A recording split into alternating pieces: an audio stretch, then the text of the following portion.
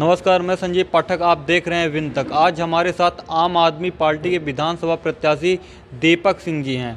आज उनसे चर्चा करेंगे विधानसभा के बारे में। जी, आप जनता के बीच जाते हैं, आपको कैसा रिस्पॉन्स दिख रहा है? जनता का जिस तरह से मैंडेट मिल रहा है, जनता पूरी तरह से परेशान हो चुकी है। पिछली बार लोगों ने बदलाव के रूप में कांग्रेस को चुना, कांग्रेस की सरकार बनी।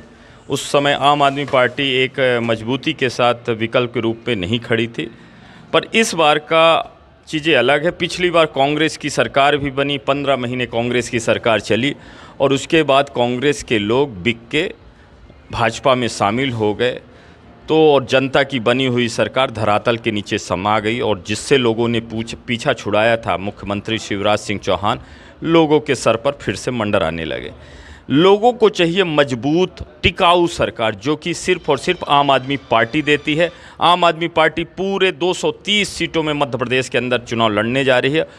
तो जिस तरह से जनता का मैंडेट आ रहा है, जनता बदलाव के लिए तैयार है और बदलाव के रूप में इस बार वो आम आदमी पार्टी की तरफ उत्सुकता भरी निगाहों से देख रही है। दीपक सिंह जनता के बीच किन मुद्दों को लेकर जाएंगे इस बार? हमारा मुद्दा साफ है, जो आम आदमी का मुद्दा है। आज देश को 75 साल आज़ाद हुए हो गए, पर इन लोगों ने जो लूट वाली सरकारें रही हैं, चाहे कांग्रेस की रही हो चाहे भाजपा की, आज तक बेसिक चीज़ें लोगों को नहीं दे पाई। उन बेसिक चीज़ों को हम जनता के बीच लेके जा रहे हैं।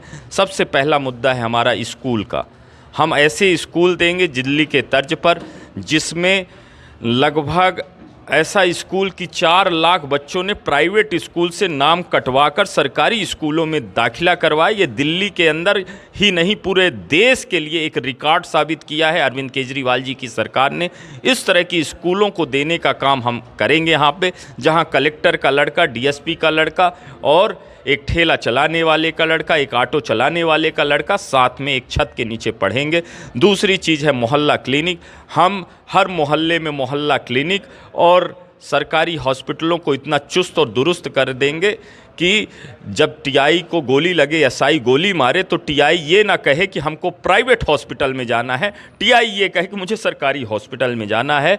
और हर मोहल्ले में मोहल्ला क्लिनिक जैसे हमने बताया। उसके साथ साथ में यदि मोहल्ला क्लिनिक रिकमेंड करते हैं प्राइवेट हॉस्पिटल के लिए, तब भी 20 लाख तक का इलाज आम आदमी पार्टी पूरी तरह से मुफ्त में देगी। और साथ ही साथ में उसके लिए ना बीपीएल कार्ड और आयुष्मान कार्ड की ज़रूरत पड़ेगी। 300 यूनिट बिजली पूरी तरह से फ्री मिलेगी, उसमें किसी तरह का कोई नहीं। जिस तरह से बिजली की लुटाई लगातार चल रही, आम जनमानस बिजली की लुटाई से परेशान है। 1.5 रुपये की बिजली को 10 रुपये 8 रुपये में बेचा जा रहा है। ये सारी प्रक्रियाएं ख़त्म करके किसानों के लिए एक अच्छी योजना लाई गई है कि उनके जो समर्थन मूल्य है, चाहे गेहूं का हो, 3000 रुपये गेहूं का हम देंगे। इसी तरह चावल के लिए भी अच्छी योजना ला रहे हैं। और यदि प्रकृति का कोई खेल हो गया या कोई अतिवृष्टि हो गई, ओलावृष्टि हो गई, तो 20-20 हज़ार रुपये प्रति एकड़ मुआवजा भी देने का काम आम आदमी पार्टी दिल्ली और पंजाब में कर चुकी है और यही चीज़ें यहाँ पे भी की जाएगी।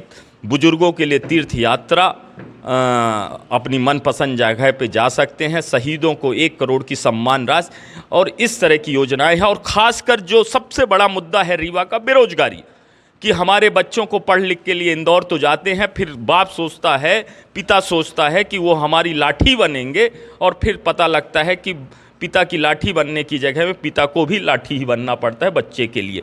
तो बेरोजगारी एक बड़ा मुद्दा है और इसके लिए हमने ये प्लान आउट किया है। केजरीवाल जी की गारंटी है कि 3000 रुपये हर बेरोजगार को दिया जाएगा और सरकार उनके लिए रोजगार के अवसर ढूंढेगी और साथ ही साथ में 10 लाख सरकारी नौकरी देने का भी वादा किया जा रहा है। आप भ्रष्टाचार की लड़ाई कैसे लड़ेंगे? भ्रष्टाचार की लड़ाई का एक सिंपल फार्मूला, वो अरविंद केजरीवाल जी के पास फार्मूला है। 1078 नंबर 1078, उस पे लोग कॉल करेंगे। जो भी समस्या हो, चाहे जन्म प्रमाण पत्र बनवाना हो, मृत्यु प्रमाण पत्र बनवाना हो, चाहे राशन कार्ड बनवाना हो, चाहे पटवारी से सीमांकन करवाना हो, या कोई थाने में रिपोर्ट ना लिखर रही हो, उसके लिए एक नंबर दिया जाता है अरविंद केजरीवाल जी की सरकार में, 1078। आप कॉल करेंगे, संबंधित अधिकारी के पास फ़ोन जाएगा, संबंधित अधिकारी 24 घंटे के अंदर आपके घर पर आएगा और आपके मोबाइल पे एक OTP जनरेट होगा। वो OTP जब तक आप उस अधिकारी को बताएंगे नहीं, तब तक उसकी सैलरी जनरेट नहीं होगी। तो यहाँ पे जनता मालिक हो जाएगी। जब यदि सीमांकन पटवारी करने आएगा, जब तक हमारा सीमांकन पूर्ण नहीं होगा तब तक हम OTP देंगे नहीं। तो अब ये हो सकता है कि अधिकारी काम कराने के लिए कि कह दे भैया कि आज समय नहीं है, कल दे पाऊंगा, 500 रुपये ले लो, तो अधिकारी यहाँ घूस देने लगेगा जनता को। ये ऐसा अरविंद केजरीवाल जी का दिल्ली का मॉडल है और वही मॉडल यहाँ पे इम्प्लीमेंट होने वाला है। अभी आपने बेरोजगार की बात की, तो युवाओं के लिए रीवा में आप कैसा रोजगार लाएंगे, क्या सुविधाएं करेंगे? हमने बताया हमारा तो प्लान सिर्फ रीवा के लिए नहीं, पूरे मध्य प्रदेश के लिए है। जिस तरह से आपने देखा अभी 2 दिन पहले की घटना है, श्रमिकों के ऊपर कितना अत्याचार हुआ और क्या लड़ाई हुई, और सिक्योरिटी गार्ड के साथ में पुलिस के साथ जो झड़प हुई। आज तक 20 साल तक मंत्री रहने के बाद, 15 साल मंत्री और 20 साल विधायक रहने के बाद स्थानीय विधायक, आज तक श्रमिकों के लिए एक शेड नहीं बनवा पाए, ना उनके लिए कोई पेयजल की व्यवस्था कर पाए। अब इससे बड़ा दुर्भाग्य क्या, वो खड़े हो तो कहाँ खड़े हो, आज उनको रेलवे ब्रिज के ओवरब्रिज के नीचे खड़ा कर दिया गया, जो शहर से काफ़ी दूरी पर है। और आप कहते हो कि विकास की बात करते हो, यानी मेरा कहने का मतलब है कि हम रोजगार के लिए जिस तरह का यहाँ का रोना धोना चल रहा है, गुड़ विधायक लगातार नितिन गडकरी जी के सामने, या तो बात कर ले शिवराज सिंह चौहान जी के सामने, रोते रहे कि यहाँ पे सोलर पावर प्लांट एशिया का सबसे बड़ा प्लांट लाया गया पर स्थानीय लोगों का रोजगार नहीं मिला। ये भाजपा के विधायक ने कबूला है।